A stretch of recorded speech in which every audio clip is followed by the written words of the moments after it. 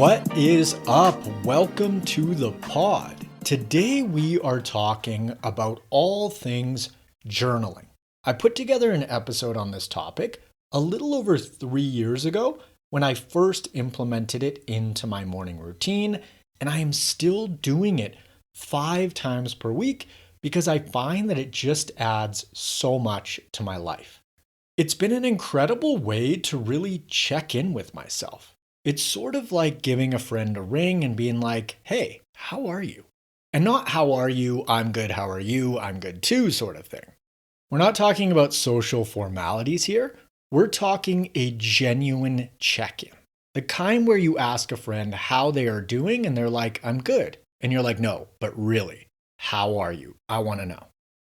It's also been an awesome way for me to process and release pent-up energy and emotion. And you'll likely relate to that if you listened to last week's episode on emotional eating. You can be completely honest in your journal. You don't have to worry about being judged, juggling shoulds, shouldn'ts, rights, or wrongs. It's just you and a piece of paper. A lot of my clients have used journaling specifically before bed as a super effective sleep tool as well, especially the ones that find that they're go, go, go all day long, and then their head hits the pillow and they're flooded with thoughts.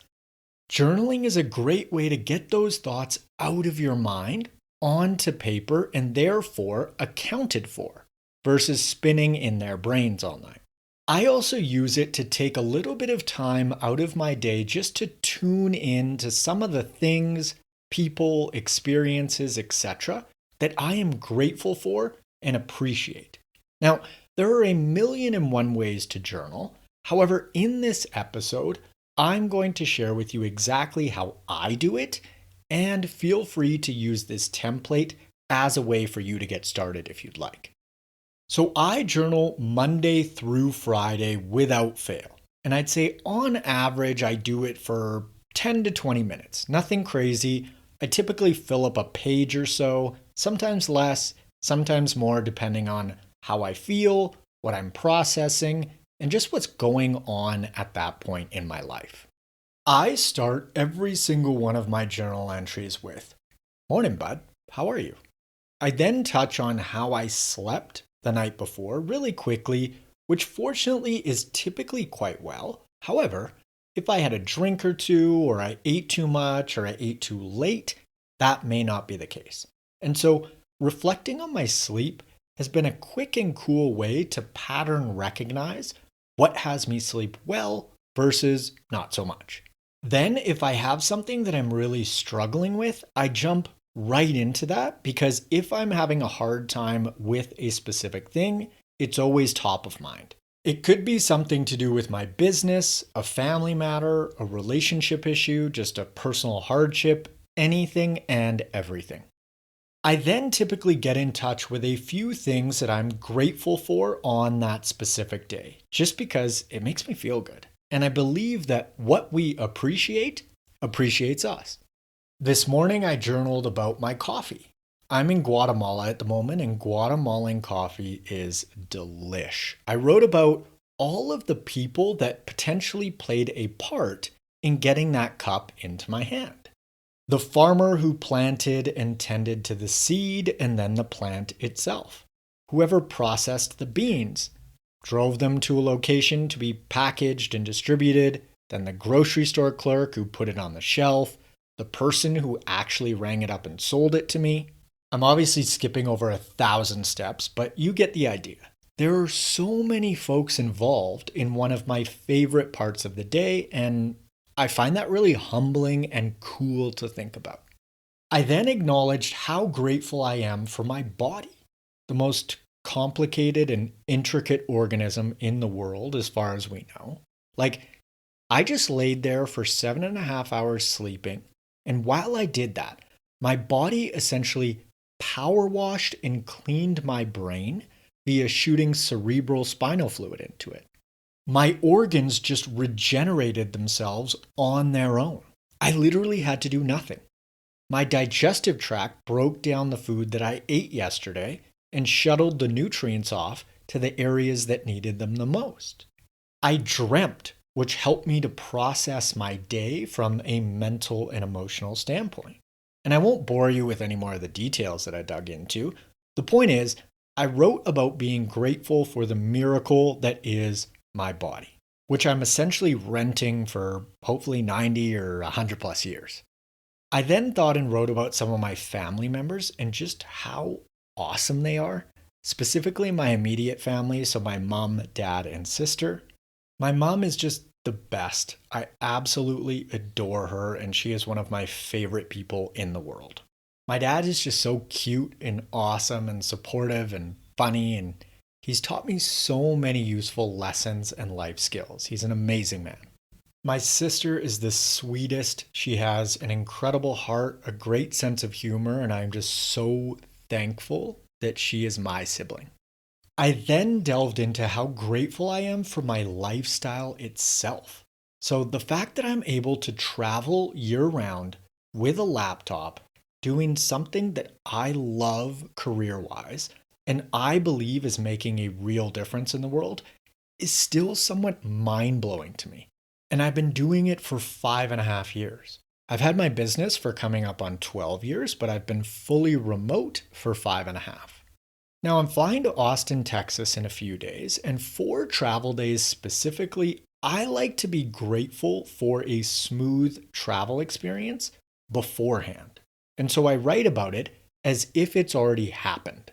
For example, I'm grateful for the smooth bus ride from San Pedro, where I am now, to Antigua, and then to Guatemala City. The hotel I crashed in for the night was perfect, and I'm so thankful for a smooth flight the following day from Guatemala City to Dallas Fort Worth, and then DFW to Austin itself.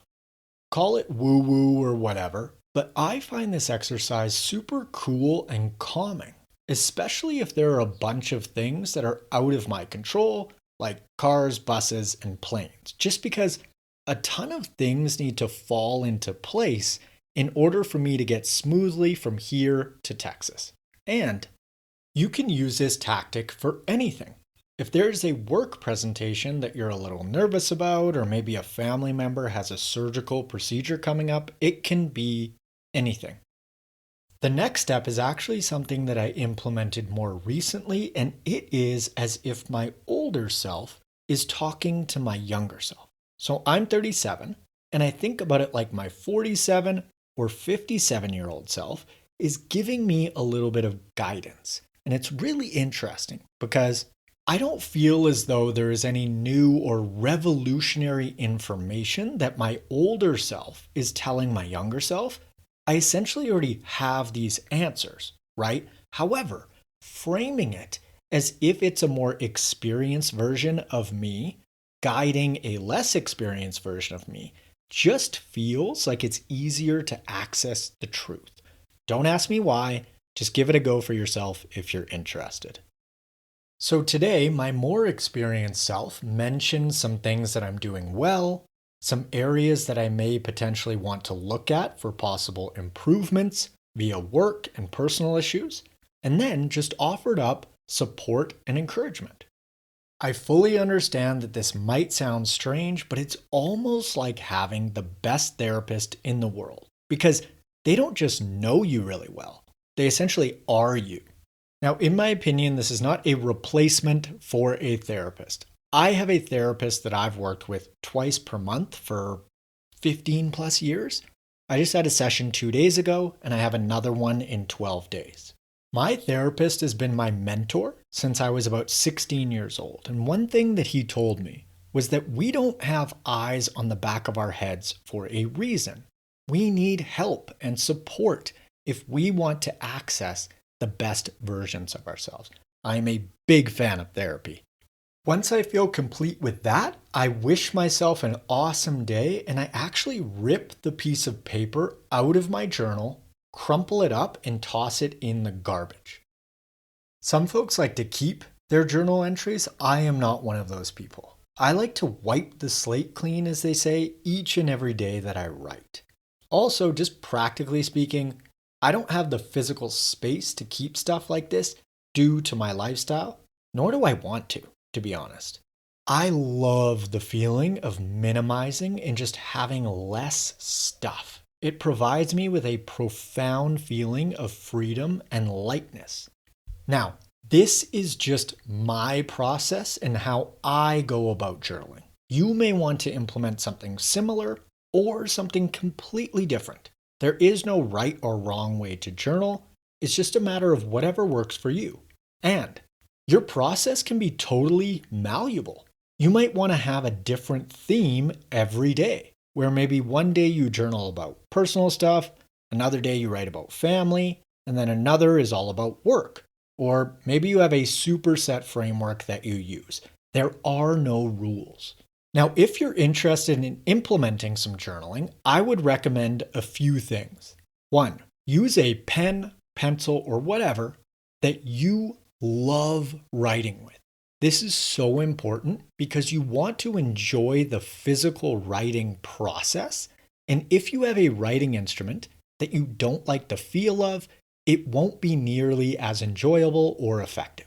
Personally, I use these Uniball fine line waterproof, fade-proof pens. You can get them anywhere, and I just love the way that the ink flows out and how smooth the pen feels on the paper. Some folks like beautiful looking journals. I really don't care at all what type of journal that I have or what type of paper that I write on, as long as it's just simple lined paper. That works for me. The pen, though, I care a lot about that. I also like to journal with my coffee. And if you're looking to implement any habit, like journaling, a way to reinforce it is to pair it with something that you already really enjoy. For example, if you want to start walking every morning and you love coffee as much as I do, you might want to get in the habit of taking your coffee with you on your morning walk. Or you could even make it a habit to walk to your favorite local coffee shop. Task pairing like this is a great way to reinforce healthy habits. You could even walk to your local coffee shop with your journal and write in it there. That is a pretty awesome little morning routine. Now, if you don't want to use a little template that I just laid out for you, and you're still unsure as far as how to start writing, here are a few prompts that you can use depending on whether you prefer to journal earlier in the day or later in the day. How would I like today to go? How did today go? How could I make today more fun? What was the funnest part of today? What is one action that I'm willing to take that would make me feel proud going to sleep tonight? What was one action that made me feel proud of myself today? What is the biggest problem or challenge that I am facing right now? And what is one thing that I'm willing to do right now in order to get closer to solving it? If my body could talk, what would it ask me for? What does it need right now? Is there any tension in my body at the moment? And if so, where is it? Now, if none of these hit home, feel free to Google journal prompts and tons of ideas will come up. So in summary, if this is something that you'd like to implement, grab a blank notebook of some sort as well as a pen that you love and give it a go.